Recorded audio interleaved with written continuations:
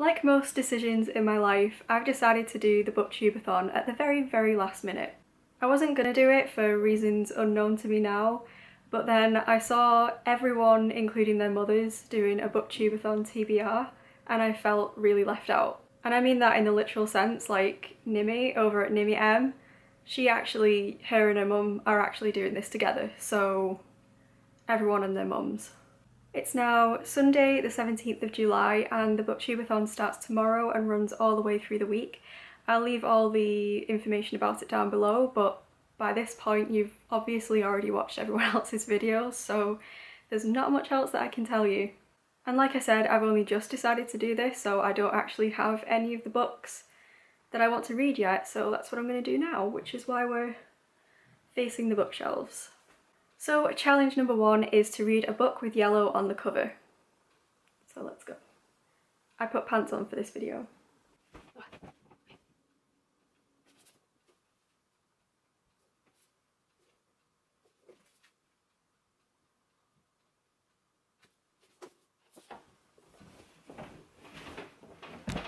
Okay, so we have our first book. I'm going to be reading Pidgin English by Stephen Kelman, and I got this as part of the Man Booker Prize 2011 bundle that you can get. I got it in like 2012 I think, and I still haven't read it, and I'm trying to use this BookTubeAthon to get through the books that are actually on my shelves and the ones that have been there for quite a while, so that's the objective. The second challenge is only read a book after sunset.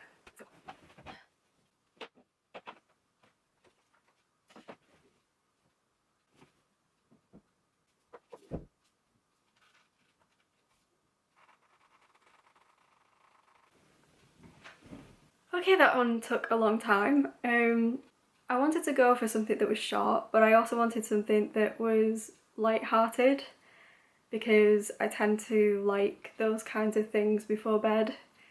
But what I got was The Grown Up by Gillian Flynn, which is not nice, but it is short, so The third challenge is to read a book that you found through BookTube. This is going to be really easy because most of the books on my shelves I heard about through BookTube, so let's go.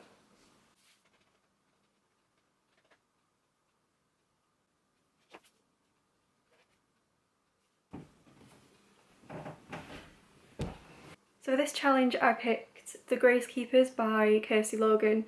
This was really hyped about on BookTube recently. This really isn't going very well because I wanted to pick books that have been on my shelf for ages that I haven't got around to reading. Maybe I should do this again. Challenge number 4 is read a book by one of your favourite authors, which is really hard for me because I don't really have a favourite author.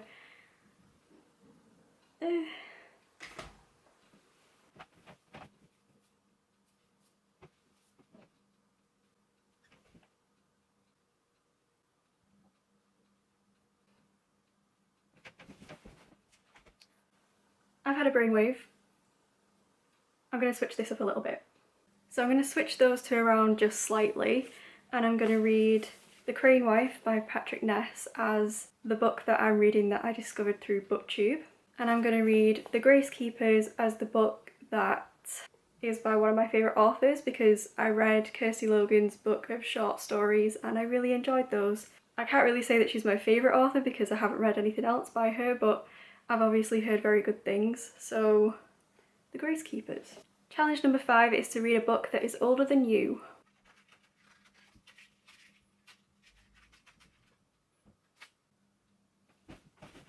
So I've picked Lord of the Flies by William Golding for this one because this was brought out in 1954, and I was born in 1993.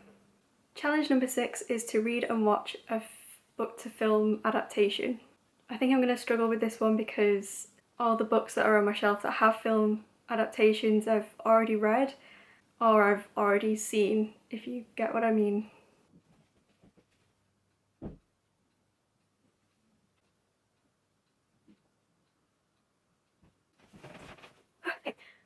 So that took a long time, but I've chosen The Devil Wears Prada by Lauren Weisberger. I have seen the film adaptation. I couldn't find any films that were available to me that I haven't already seen or read the book, you know what I mean. So I've chosen this one because, as you can see by the yellowness of these pages, this book has been on my shelf the longest and I really should get around to reading it. As well as that, it's not the kind of book that I would usually go for, so that's a challenge in itself because I have tried to read this before and it hasn't gone very well. I've picked it up twice, I think, and put it back down, so this is either going to be a really bad decision or it's a challenge. And the final challenge is to read 7 books.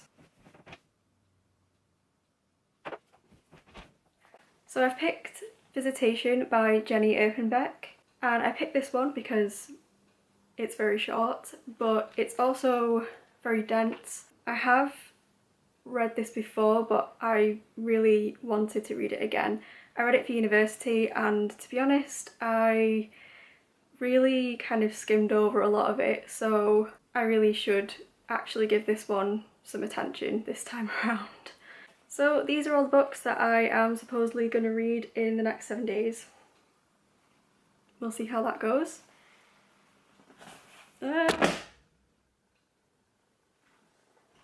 So I'm just going to give you quick little synopses about each of the books. So first we've got Pigeon English by Stephen Kelman. This is about a family that move from Ghana to the UK and they find themselves in quite a dangerous community and it's about them adapting to life in Britain. Next we have The Grown Up by Gillian Flynn, and I'm only allowed to read this after sunset. This is like a psychological thriller horror thing, I think, about a young woman who feels a psychic presence in a house. Sounds really creepy and it's probably going to give me nightmares. Next we have The Crane Wife by Patrick Ness, and this is about a man who one night sees a crane in his garden and then the next day a beautiful woman appears in his life. So this is magical realism and I heard about it through BookTube, so that satisfies challenge number 3. Then I picked The Grace Keepers by Kirsty Logan, and this is about a flooded world, a floating circus and 2 women in search of home. Next we have Lord of the Flies by William Golding, and that is about a group of boys who are isolated on a desert island and things go wrong from what I've heard. Next I picked The Devil Wears Prada, which it's about a woman who is a journalist and she gets a job on a very prestigious fashion magazine, even though she isn't really into fashion, and it's about her finding her way in this world that she knows literally nothing about.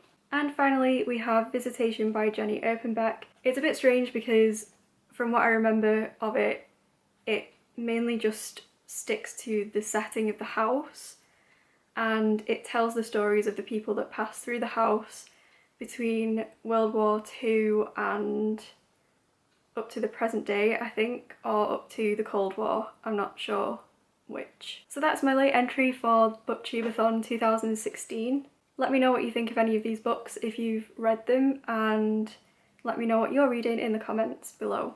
Thanks so much for watching. Like, comment, subscribe if you want to, and I'll see you all next time. Goodbye!